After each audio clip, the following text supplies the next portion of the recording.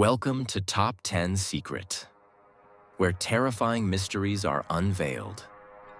Today, we will uncover the top 10 cursed black funds, chilling stories of wealth and power shrouded in deadly curses, where those who dare to touch this tainted fortune meet tragic fates. From mysterious deaths and unexplained disappearances to horrifying misfortunes that haunt them for life. Do you have the courage to listen till the end? Story 1. The Curse of Black Blood. Over 100 years ago, the village of Azrath was gripped by fear and suspicion. Lenora, a young and beautiful herbalist, lived alone on the edge of the forest. She was the village healer, but her skill and beauty sparked envy among some women in the village. They began to spread rumors that Lenora was a witch, using dark magic to seduce men and ruin crops. These accusations reached their peak when the harvest failed, and a child in the village died of a mysterious illness. There was no evidence, but that didn't matter. The villagers dragged Lenora from her home on a full moon night. The person she loved the most, Cedric, who had once sworn to protect her, led the mob. Seduced by promises of power from local lords, he betrayed her. Lenora was tied to a wooden stake, her pleas drowned out by the shouts of the crowd. As the flames consumed her, she screamed a final curse. "I will return. My blood will curse you all. None of you will ever find peace." 3 days after Lenora's death, a strange black rain fell over the village, washing away every trace of the execution. From that day forward, those who participated in her burning began to die in horrifying ways. Some disappeared entirely, while others were found with their faces twisted in terror, their eyes white and lifeless, and black blood pouring from their mouths. Lenora's curse had begun. A century passed, and the story of Lenora faded into legend. But her curse lingered, hidden in the shadows of the forest near Azrath. Ria, a young girl in the village, had always felt as though something was watching her. Since childhood, she had been plagued by strange dreams of a woman standing in the darkness, her eyes glowing white, her long, wet hair clinging to her pale face, and blood dripping from her lips. Every time, Ria woke with a cold sweat, but she convinced herself it was just a nightmare. One night, as Ria read a book in her small room, she heard a knock at the door. When she opened it, there was no one there, only the cold night air and a faint whisper, "You belong to me." In her grandmother's dusty attic, Ria found an old journal. In it, her grandmother recounted the story of Lenora and warned that their family was descended from Cedric, the man who had betrayed her. The journal contained one crucial warning: never set foot in the cursed forest on a full moon. But Ria's grandmother's warning did not deter her friends. One evening, under the pale light of a full moon, they decided to challenge the legend. They coaxed Ria to join them, taunting her for being too afraid to confront her fears. The forest was dense and suffocating. As the group ventured deeper, the air grew heavy and cold. A small stream blocked their path. When Ria bent down to touch the water, she quickly pulled her hand back. The stream was black as ink and ice cold. Ethan, one of her friends, laughed. "It's just mud." But as he stepped forward, a blackened hand shot up from the ground, grabbing his ankle. Ethan screamed, but before anyone could react, he was dragged under, vanishing without a trace. The remaining group panicked and ran, but the forest seemed to shift and twist, trapping them in a labyrinth. Echoes of faint laughter surrounded them, accompanied by whispers, "You cannot escape." When they finally stopped to catch their breath, they found themselves in a clearing dominated by a charred wooden stake. The air was eerily still, and dread crept over them like a shroud. Ria realized this was the site where Lenora had been burned alive. From the shadows, Lenora emerged. Her glowing white eyes pierced the darkness. Her wet hair dripped with a black liquid that stained the ground. Her torn black dress clung to her skeletal frame, and her smile stretched unnaturally wide, revealing jagged, blood-stained teeth. She moved closer with each step, the sound of her approach like nails scraping over stone. Lenora began to speak, her voice a chilling whisper carried on the wind. "You are the blood of the betrayers. Every one of you belongs to me." One by one, Lenora claimed them. She touched each of them with her claw-like hands, and they collapsed to the ground in agony. Their eyes turned white, their mouths oozing black blood. Ria was the last one standing. Ria faced Lenora, her whole body trembling with fear. Lenora stepped closer, her smile widening as she whispered, "You are the last. I will take your body in, and I will return." Ria tried to fight back, but Lenora was too powerful. In her desperation, Ria screamed, "If you want my soul, let the others go." Lenora chuckled coldly. "Your plea changes nothing, but I accept. Your blood will complete the curse." Lenora plunged her claws into Ria's chest. Black blood poured from the wound, soaking into the ground. Before her vision faded, Ria saw Lenora's form dissolve into a swirling shadow, spreading like a plague through the forest. The next day, villagers found Ria's body at the base of the charred stake. Her face was frozen in a mask of terror, her eyes milky white, and black blood still dripping from her mouth. From that day on, the forest was shrouded in an eerie mist, and no one dared to enter. But every full moon, the villagers would hear Lenora's laughter echoing from the forest, and anyone who ventured in never returned. Under the pale light of the moon, Lenora's glowing white eyes linger in the shadows, waiting for the next soul foolish enough to challenge her curse.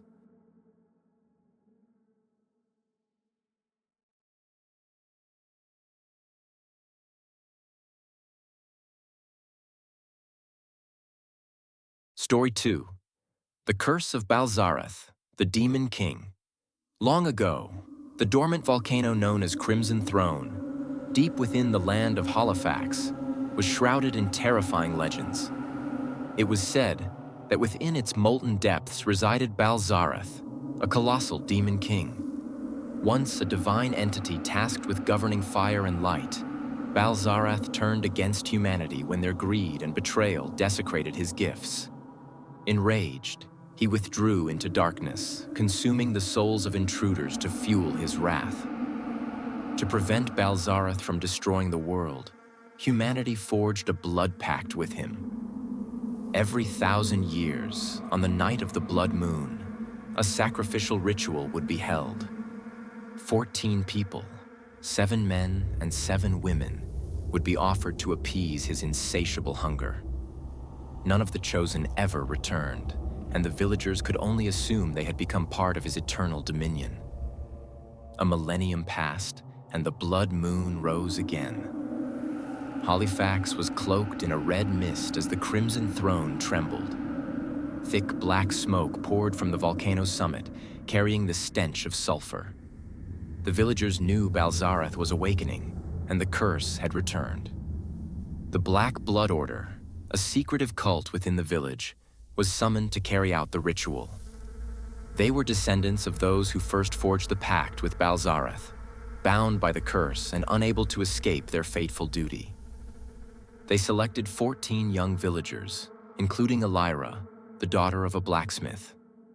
Known for her courage and defiance, Elira had always dismissed the legends as mere superstition. But when the volcano trembled and her dreams were plagued by visions of a giant figure with glowing red eyes, Elira began to question everything.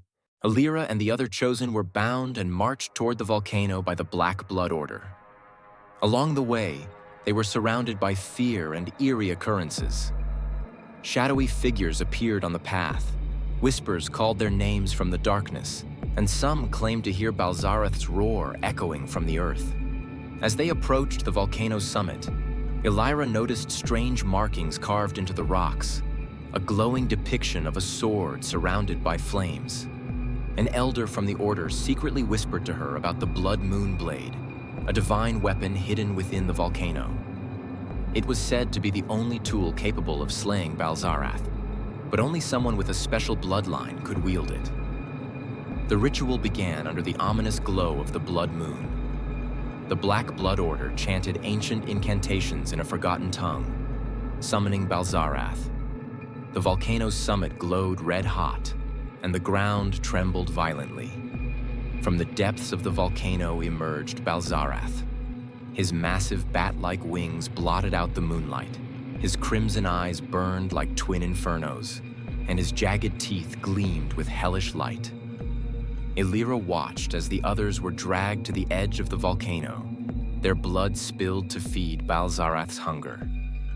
But as her turn approached, she noticed a faint light emanating from a crevice nearby. Remembering the elder's words, she seized the opportunity to escape her bonds and sprinted toward the light. Inside the volcano, Illyra discovered a hidden cave where the Blood Moon Blade was entombed. However, the blade was protected by powerful illusions. She was forced to confront horrifying visions. Her family burned alive by the Black Blood Order, her friends screaming in agony, and her own image consumed by Balzarath's flames. Summoning all her willpower, Illyra overcame the trials and freed the blade.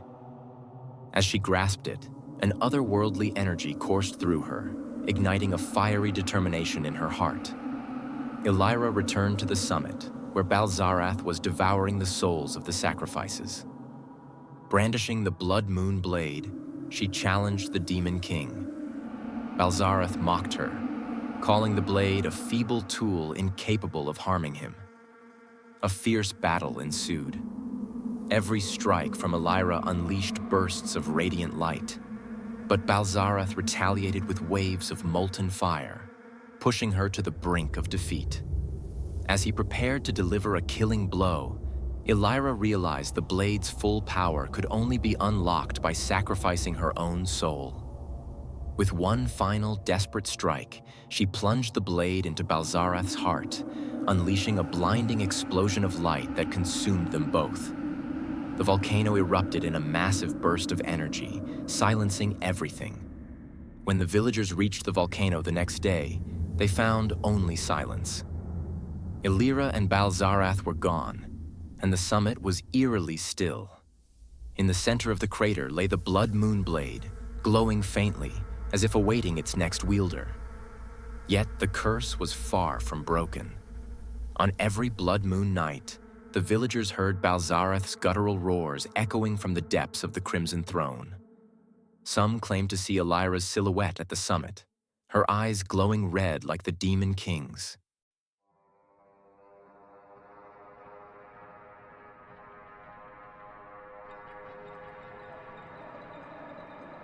Story 4.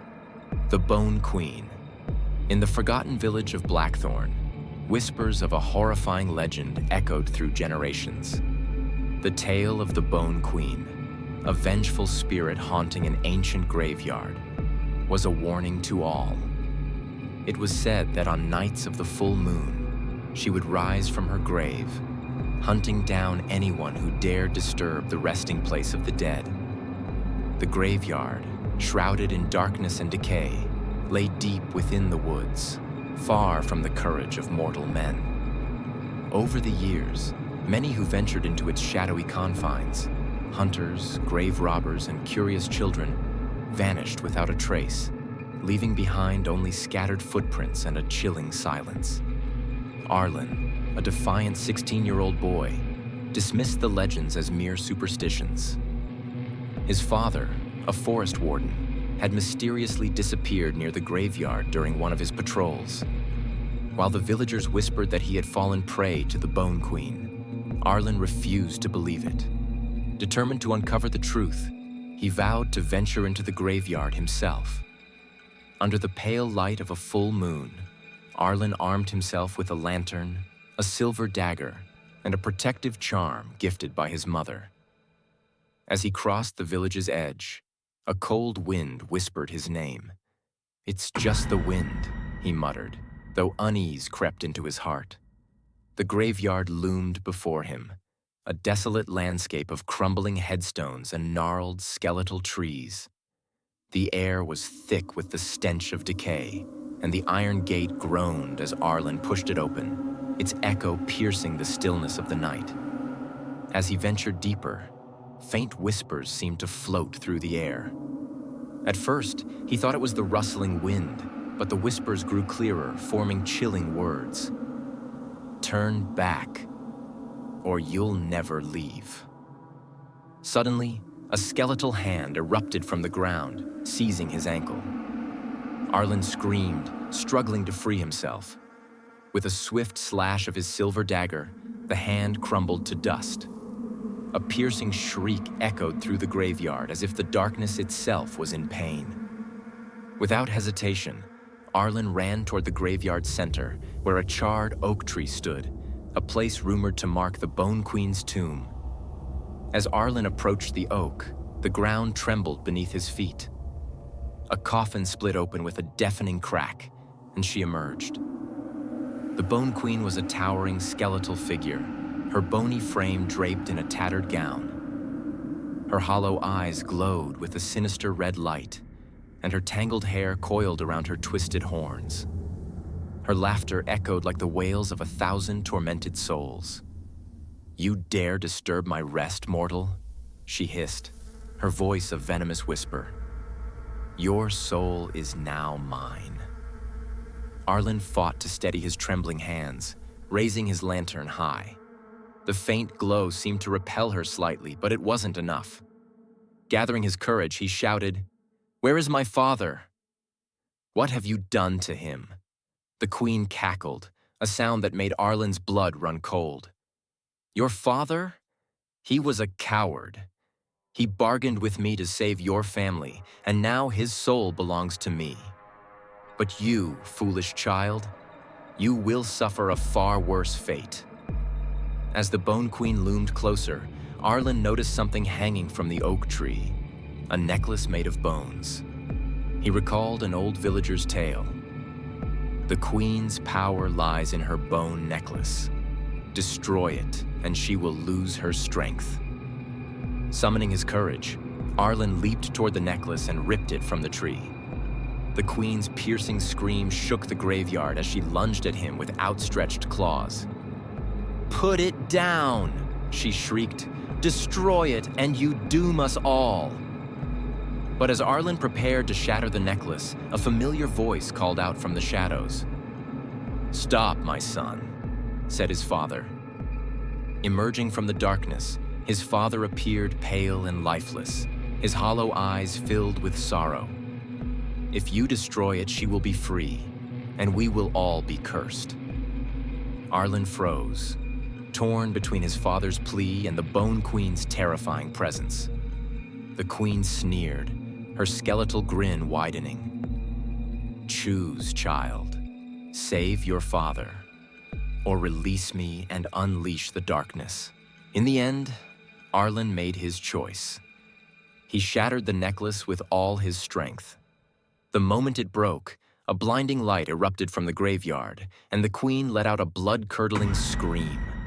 Her skeletal form began to disintegrate into black smoke, but before vanishing entirely, she hissed a chilling curse.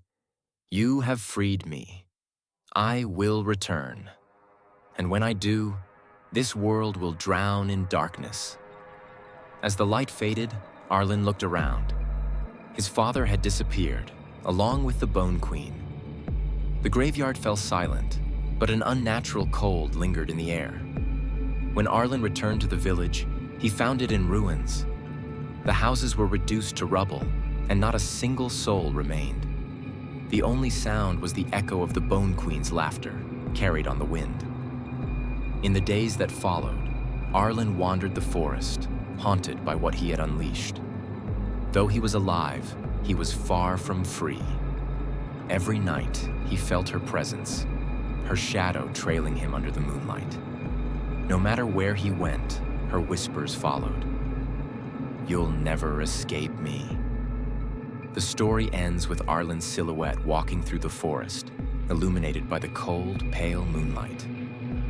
Behind him, A second shadow, twisted and skeletal, moved silently, a grim reminder that the Bone Queen would never truly let him go.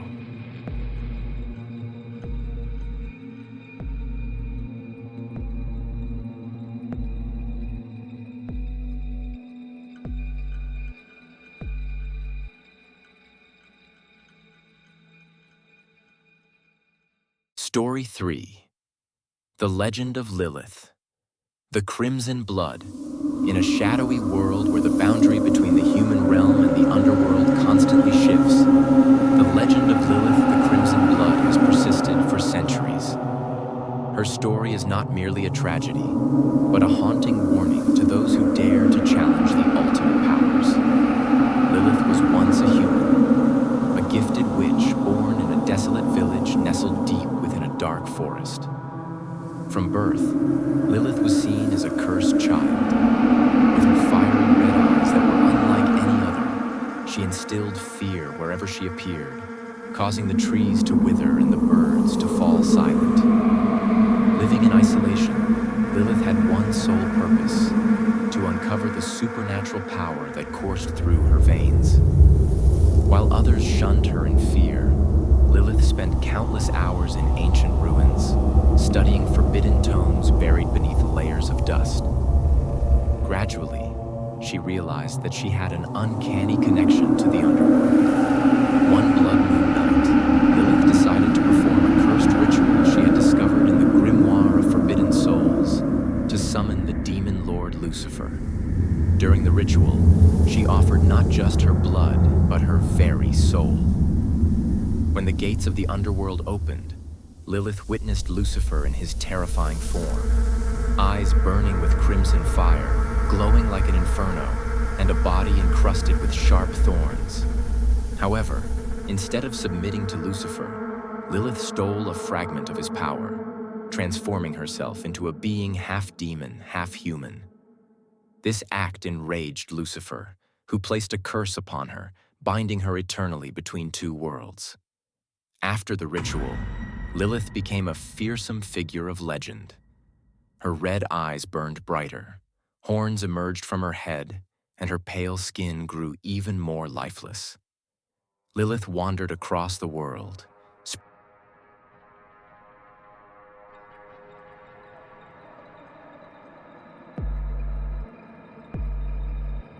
Story 5. The Plague Messenger. The Phantom of Crowsmoor. The village of Crowsmoor, isolated deep within a dark forest, was shrouded in terrifying tales of a being known as the Plague Messenger. Legend told of a plague doctor who, long ago, abandoned his humanity to forge a pact with the darkness. In exchange, he gained dominion over disease and death, but the price was his own soul, twisted into a monstrous form. For centuries, each time a plague swept through the land, villagers claimed to see a towering figure cloaked in black, wearing a bird-like mask with glowing eyes piercing the shadows. Accompanied by a flock of crows and the stench of decay, he would leave death and ruin wherever he passed. That winter, a mysterious plague began to spread across Crowsmoor. Children were the first to fall ill, followed by adults, and entire families disappeared. The stench of corpses lingered in the air, and flocks of black crows gathered on rooftops, watching like silent sentinels. Whispers spread. The plague messenger had returned. One stormy night, Elric, a young hunter, was tending to his sick mother. As he went to fetch water from the village well, he saw a tall figure standing under the dim moonlight. Its glowing eyes pierced through the mist, surrounded by a swarm of crows circling above. Before Elric could run, he heard a raspy voice. "Your soul belongs to me." Determined to uncover the truth, Elric delved into the old, abandoned library of Crowsmoor. There, he discovered an ancient tome detailing the village's first plague outbreak. Among its pages was an illustration of a monstrous figure resembling the one Elric had seen, the beaked mask bearer. The text revealed that the plague messenger was once a healer named Gregor Levine, who was exiled from the village after being falsely accused of spreading the plague. Before being burned alive, Gregor cursed the villagers. "You have stolen my humanity. Now I will take everything from you. The plague will be my judgment upon you." Elric realized the curse had never truly lifted.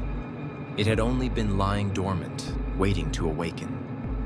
Determined to break the curse, Elric ventured into the forest where Gregor had once lived, hoping to find a way to end the nightmare. Deep in the forest, Elric felt an oppressive heaviness in the air. The crows overhead seemed to guide him, leading him to a crumbling stone hut where Gregor had once conducted his experiments. Inside, Elric found sketches of plague victims undergoing torturous deaths and an ancient manuscript describing rituals to summon and control Gregor. Before he could read further, the plague messenger emerged from the shadows. Towering and gaunt, his tattered cloak hung loosely over his skeletal frame, and his bird-like mask obscured whatever humanity he once had. His glowing eyes fixed on Elric as he rasped, "You dare trespass in my domain." Though trembling with fear, Elric stood his ground. "Why do you slaughter the innocent? Is this plague your doing?" he demanded. Gregor's laughter echoed chillingly through the hut. "I do not kill.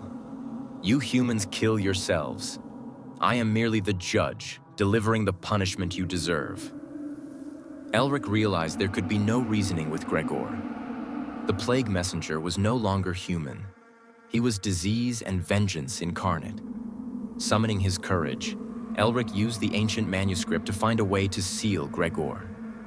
But Gregor would not go down easily. He summoned his flock of crows to attack, their talons slashing at Elric's flesh. In his desperation, Elric discovered the manuscript's key revelation. Gregor's power was bound to his bird-like mask. Destroying it would strip him of his strength and end the curse. With his last ounce of strength, Elric lunged at Gregor and drove his hunting knife into the mask.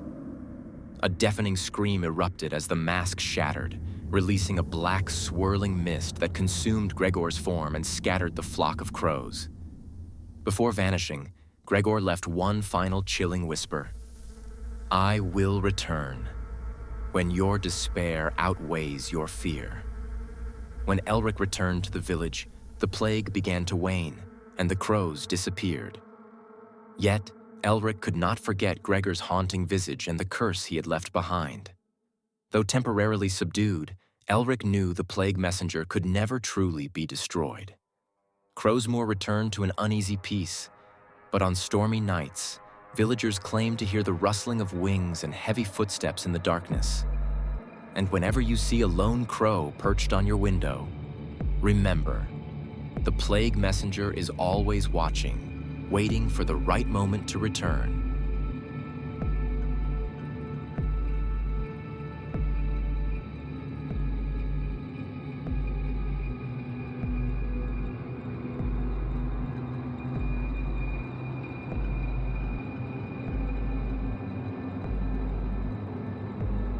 Story 6. The Fury of the Vampire Queen. The Curse of Crimson Blood. Centuries ago, in a distant kingdom, there lived a beautiful woman named Valeria in a small village called Raventhorn. Known for her stunning beauty, Valeria became the target of jealousy from other women in the village. Her charm captivated nobles and even the king, fueling rumors and envy. Whispers began to spread that she was not human but a creature of darkness, bringing misfortune to anyone who approached her. One fateful day, during a royal banquet, Valeria was falsely accused of plotting against the prince.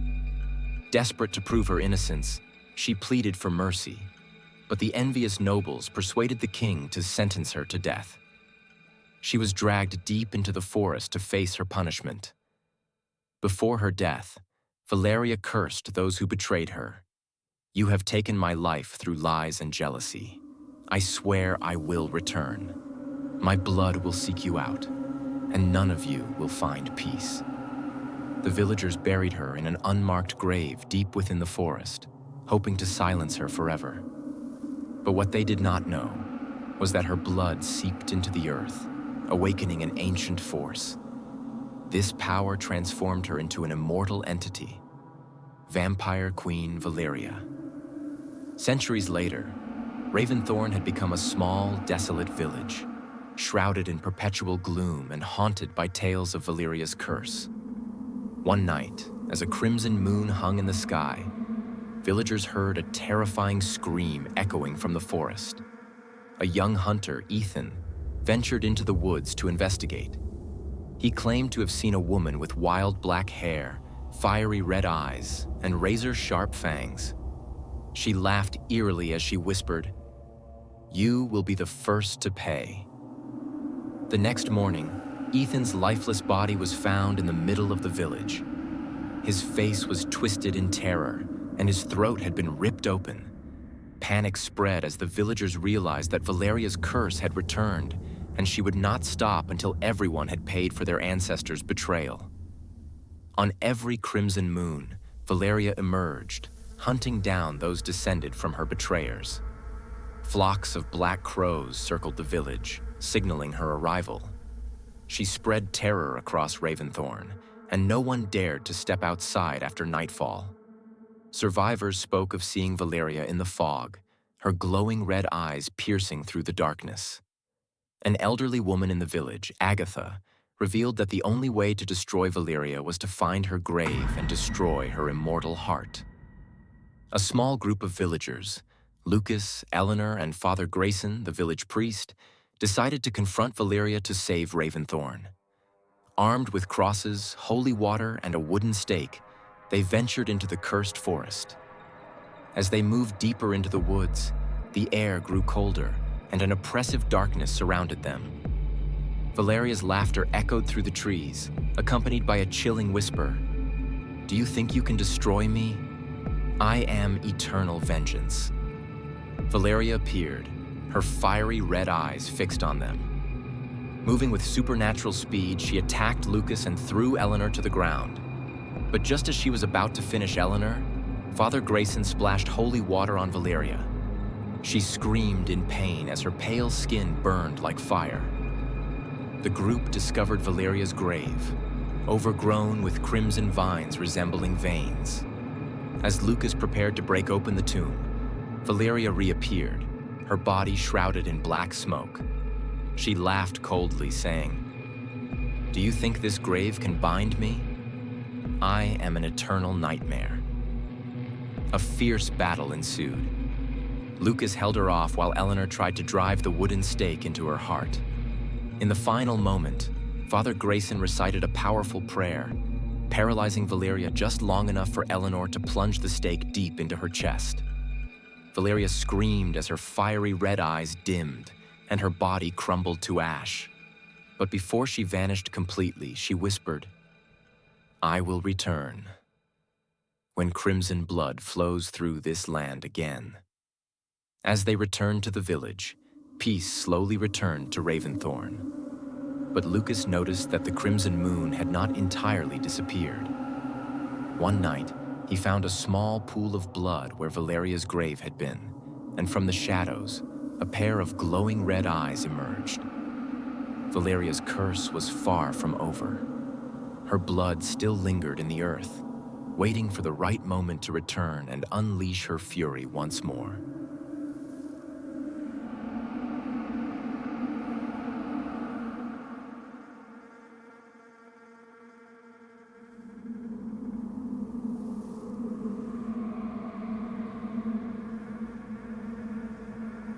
Story 7. The Harbinger of Shadows. The Tale of the Bone Reaper. In a forgotten village nestled in the shadow of the Blackthorn Mountains, there exists an ancient legend about a creature known as the Bone Reaper. He is said to be the embodiment of death itself, a skeletal figure cloaked in tattered black robes, with glowing eyes that pierce through the darkness. The Bone Reaper is not merely a harbinger of death, but a judge of sins, who emerges when the balance between life and death is disrupted. Generations of villagers whispered about the Bone Reaper's curse. It was said that if he pointed his bony finger at you, Your soul would be claimed, and your body would decay into ash. He was neither merciful nor vengeful, simply a force that ensured no one escaped their destined end. One fateful autumn, the village of Blackthorn began experiencing strange occurrences. Crops withered overnight, livestock were found dead with no apparent cause, and the air grew unnaturally cold. On the edge of the village, an old woman named Mara, known for her cryptic warnings, claimed to have seen the Bone Reaper wandering the forest at dusk. "He's here to collect," she whispered to anyone who would listen. "Our time has come." At first, the villagers dismissed her words as the ramblings of an old woman. But when people began disappearing without a trace, fear spread like wildfire. Each morning, a thin layer of ash was found near the missing person's home. A sign, Mara claimed, of the Bone Reaper's judgment. One night, the village blacksmith, Garrett, heard a strange noise outside his workshop. As he stepped into the foggy night, he saw a figure standing at the edge of the village, cloaked in shadow. The figure pointed directly at him, and Garrett felt a chill run through his body as if his soul had been touched. He ran to the village square, shouting about the Bone Reaper. The villagers gathered, panic etched on their faces. Mara stood among them and spoke. "You cannot fight him. He comes for those who have defied the natural order. But if you seek answers, you must venture to the ancient crypt in the woods. That is where his story began." Desperate to save the village, Garrett and a small group of villagers, Lena, the healer, Edric, a hunter, and Father Matthias, the village priest, set out into the forest. Armed with torches, weapons, and holy relics, they braved the eerie silence of the woods, where even the wind seemed to whisper warnings. Deep in the forest, they found the crypt Mara had spoken of. It was a crumbling structure covered in moss and carved with runes of an ancient language. As they descended into its depths, the air grew colder, and a sense of dread enveloped them. They discovered carvings on the walls that told the story of the Bone Reaper. He was once a mortal man named Therion, a healer who tried to cheat death by using forbidden magic to resurrect his dying wife. But his actions angered the gods, who cursed him to wander the earth as an undead judge, ensuring no one else would defy the natural order of life and death. As they explored the crypt, the torches flickered and went out. In the suffocating darkness, the Bone Reaper appeared. His glowing eyes illuminated the chamber, and his skeletal hand pointed at each of them in turn. "You tread where you should not," his voice echoed, hollow and chilling. "Why do you disturb the Judge of Souls?" Garrett stepped forward, his voice trembling. "We seek to end your curse. Our village suffers under your shadow." The Bone Reaper tilted his skull, his voice cold and detached. "The living always seek to escape the inevitable. My curse is your salvation. Without me, chaos reigns." Father Matthias raised a holy relic, attempting to banish the creature, but the Bone Reaper simply raised his hand, and the relic crumbled to dust. "Faith cannot undo fate," he said. Lena noticed an inscription on the crypt's central altar, which described a way to free the Bone Reaper from his eternal torment. To break the curse, a mortal had to willingly offer their soul to take his place. Garrett, driven by guilt and responsibility for his village, offered himself. The Bone Reaper paused, his glowing eyes fixed on Garrett. "You would condemn yourself to save others? Few mortals understand sacrifice." Garrett nodded, and the Bone Reaper placed his hand on the blacksmith's chest. A brilliant light engulfed the crypt, and when it faded, Garrett was gone. The Bone Reaper's form began to dissipate, his voice echoing one final time. "Balance is restored, but beware, for the cycle is eternal." The villagers returned to Blackthorn, and the strange occurrences ceased. The crops grew again, the livestock thrived, and the air felt warm once more. Yet in the forest, a faint glow could sometimes be seen near the crypt, And those brave enough to venture there claimed to hear the sound of a hammer striking metal, Garrett's soul, forging his eternal vigil as the new Bone Reaper.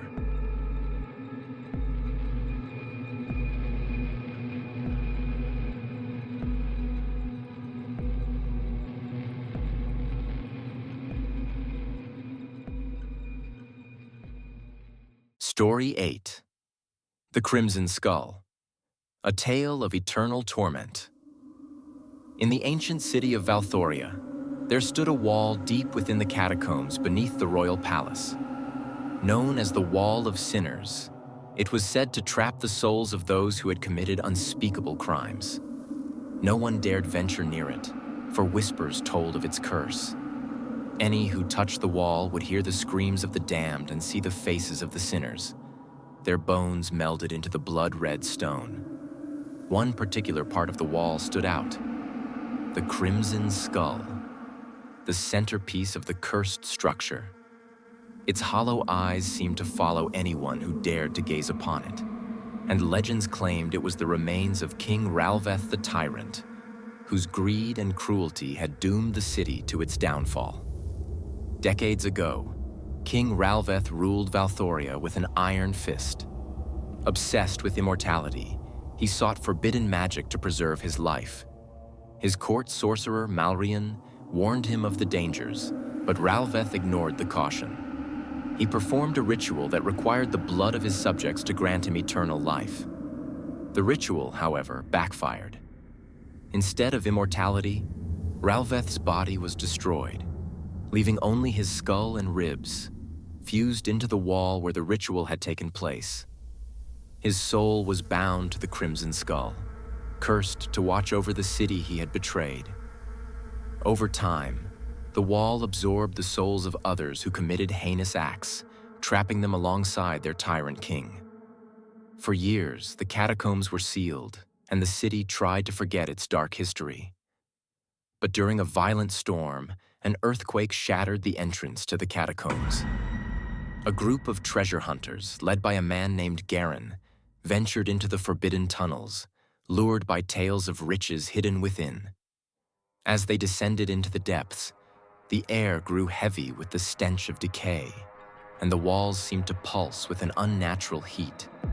When they reached the Wall of Sinners, Garen's torch flickered, illuminating the grotesque shapes of skulls and bones embedded in the stone. At the center was the Crimson Skull, its hollow eyes glowing faintly.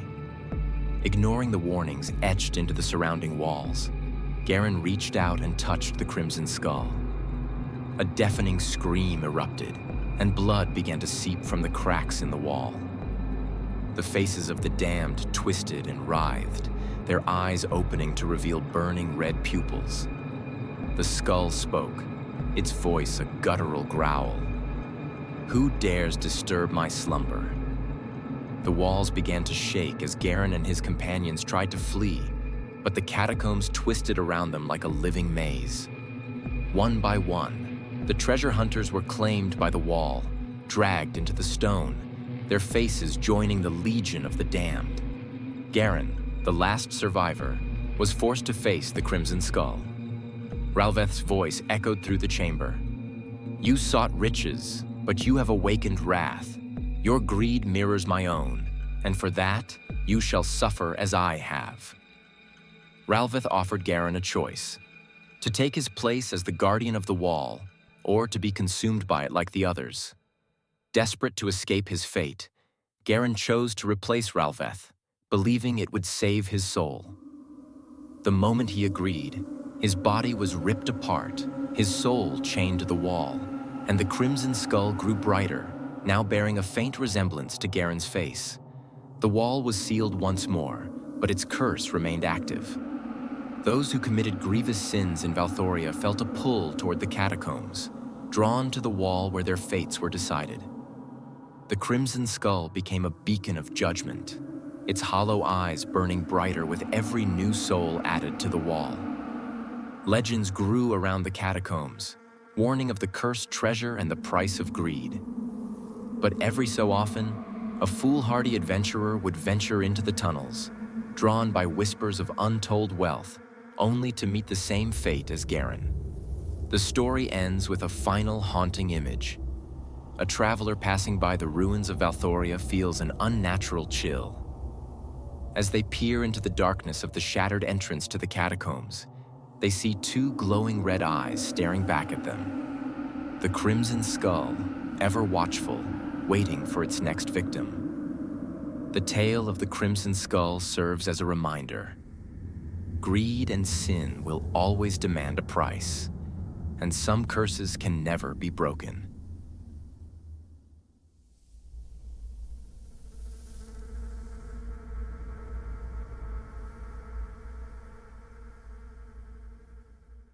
Story 9. The Devil's Jester, a tale of mischief and malice. In the village of Crow's Hollow, nestled at the edge of a dark forest, parents often told their children a chilling story to keep them in line. The tale warned of a mischievous and malevolent creature known as the Devil's Jester, a fiendish imp who thrived on chaos and fear. According to the legend, the Jester was a servant of the devil himself, sent to sow discord among mortals. His small, twisted body was adorned with horns. His razor-sharp teeth glinted in the dark, and his fiery orange eyes glowed with unholy glee. Wherever he went, chains rattled and whispered promises of power to the weak and greedy. Those who followed his whispers were never seen again. For years, the people of Crow's Hollow dismissed the story as nothing more than a myth. That changed one fateful autumn when strange occurrences began to plague the village. Livestock vanished. Children spoke of a laughing figure watching them from the shadows, and villagers woke to find chains strung across their doors, covered in blood. The village elder, Edmund, called a meeting and warned the people that the Devil's Jester had returned. He recounted the story of how the Jester had once visited Crow's Hollow centuries ago, tempting the villagers with promises of riches and power. Those who succumbed to his temptations vanished, leaving only the sound of chains clinking in the night. Among the crowd was Mira, a young blacksmith's apprentice who was skeptical of the elder's warnings. "It's just a story to scare children," she said. But deep down, she couldn't shake the feeling that something was watching her. One night, as Mira worked late in the forge, she heard a faint rattling sound outside. At first, she dismissed it as the wind, but the sound grew louder, accompanied by a soft, sinister chuckle. When she stepped outside, she saw a small, grotesque figure swinging from a set of chains hanging between two trees. The creature grinned at her, his sharp teeth glinting in the moonlight. "Curious, aren't you?" he hissed. "Do you seek power, Mira? Or perhaps you'd like to know the secrets of the forge?" His voice was sweet, yet dripping with malice. Mira stood her ground. "Who are you and what do you want?" The jester laughed, a high-pitched, mocking sound. "I am your heart's deepest desire and your mind's greatest fear. I can give you everything, at a price." Over the next few nights, the jester appeared to Mira again and again, each time offering her something she secretly longed for: the strength to prove herself, wealth to escape her humble life, and knowledge to surpass even the greatest blacksmiths. He dangled his offers like bait, his chains wrapping closer around her resolve. But Mira was no fool. She began to notice that each time the jester appeared, misfortune followed. A neighbor's barn burned down, a child disappeared, and the village seemed to spiral deeper into chaos. Determined to uncover the truth, Mira followed the jester one night into the forest. He led her to an ancient clearing, where rusted chains hung from the trees like vines. At the center was an altar made of blackened stone, and Mira could feel the air thrum with dark energy. The jester turned to her, his fiery eyes gleaming. "This is where deals are made and souls are bound," he said, gesturing to the altar. "All you must do is place your hand on the stone, and I will grant you everything you desire." Mira hesitated, her instincts screaming at her to run. But she had come prepared. Hidden beneath her cloak was a talisman blessed by the village priest, said to ward off evil.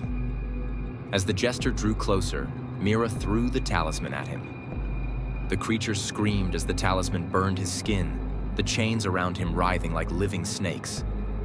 "You dare defy me?"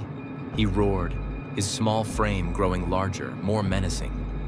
The trees around them creaked as if bending to his fury. Mira knew she had to act quickly.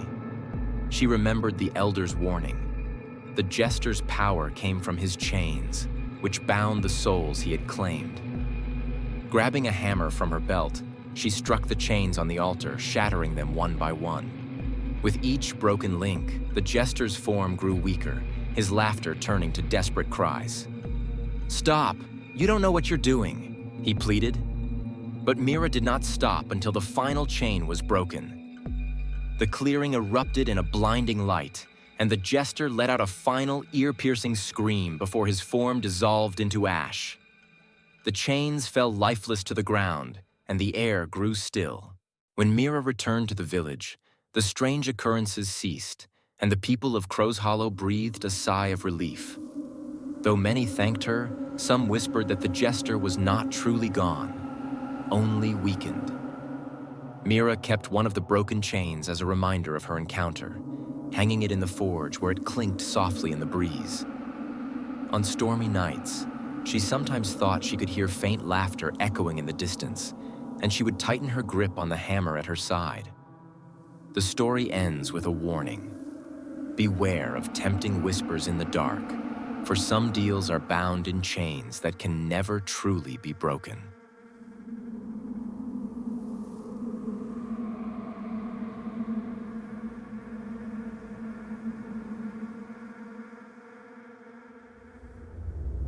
Story 10. The Cursed Cross, the tale of the Eternal Watcher. In a barren field outside the forgotten village of Harrowstead, a lone wooden cross stands, weathered by centuries of wind and rain. Its jagged edges are adorned with rusted chains and crowned by a bleached skull. At its base lies the skeletal remains of a man, half buried in the cursed soil. Birds circle the site, their cries echoing like an ominous warning. The villagers whispered that this was no ordinary grave.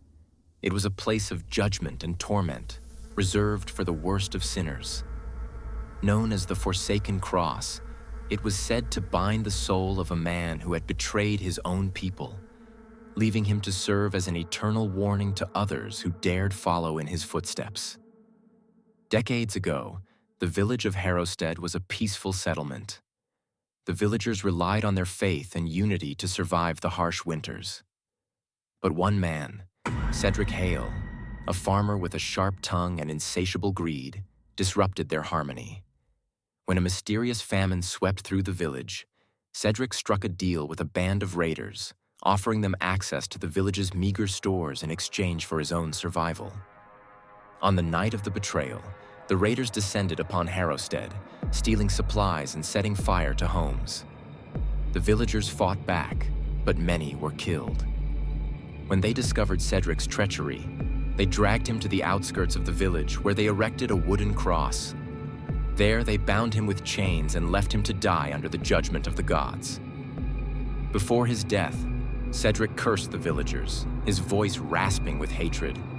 "You will regret this.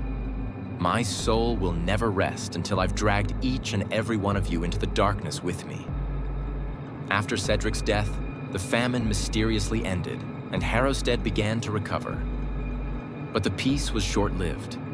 Villagers started reporting strange occurrences near the Forsaken Cross. At night, some claimed to hear chains rattling and whispers in the wind, calling out their names. Others swore they saw Cedric's skeletal form clawing at the ground, trying to free himself. One by one, those involved in Cedric's execution began to die under strange circumstances. A farmer was found hanging in his barn, his face frozen in terror. A woman drowned in shallow water, her body covered in claw marks. The villagers soon realized that Cedric's curse was real. Years passed, and the village of Harrowstead grew more isolated. Few dared to approach the forsaken cross, but its presence loomed over the village like a shadow. The earth around the cross grew barren, and no plant could take root there. Birds circled overhead, cawing incessantly. A young villager named Eleanor, an orphan who had grown up hearing tales of Cedric's curse, decided to confront the legend. She believed that the only way to save the village was to break the curse. With the help of Father Alaric, the village priest, she ventured to the forsaken cross on a stormy night. The cross stood tall, the skull atop it glowing faintly under the lightning-filled sky. The skeletal remains at its base seemed to move, as if reaching for salvation. Eleanor and Father Alaric began a ritual of cleansing, reciting prayers and sprinkling holy water on the cursed ground. As the ritual progressed, the ground began to shake, and a deafening wail erupted from the cross. Cedric's skeletal form rose from the dirt, his hollow eyes glowing with unholy fire. The chains around the cross came to life, slithering like serpents toward Eleanor and Father Alaric. "You think you can undo what was done to me?" Cedric roared. "This cross is my throne, and you will join me in my torment." Father Alaric stood firm, using his faith to repel Cedric's attacks, but the spirit's power was overwhelming. Eleanor, desperate to end the curse, noticed an inscription on the cross. "Only through the blood of the pure can the forsaken be freed." Realizing what she must do, she pricked her finger with a dagger and allowed her blood to drip onto the cursed ground. As Eleanor's blood soaked into the earth, the cross began to splinter, and Cedric screamed in agony. The chains tightened around his skeletal body, pulling him back toward the cross. Lightning struck the skull atop the cross, shattering it into dust. Cedric's fiery eyes dimmed, and his form crumbled into ash. The storm subsided, and the barren land around the forsaken cross began to heal. Grass sprouted where the cursed soil once lay, and the birds that had circled above flew away. The villagers who had survived felt an unexplainable weight lift from their hearts. Though the curse was broken, the forsaken cross remained as a reminder of the village's dark past. Eleanor became a hero, but she bore a scar on her hand where her blood had spilled, a mark of her sacrifice. Some say that on stormy nights, the faint sound of chains can still be heard near the cross, and a shadowy figure appears, watching over the village. While Cedric's spirit was banished, the memory of his betrayal lingered, ensuring that the people of Harrowstead would never forget the price of greed and treachery. The story ends with a haunting lesson. Curses may be broken, but the scars they leave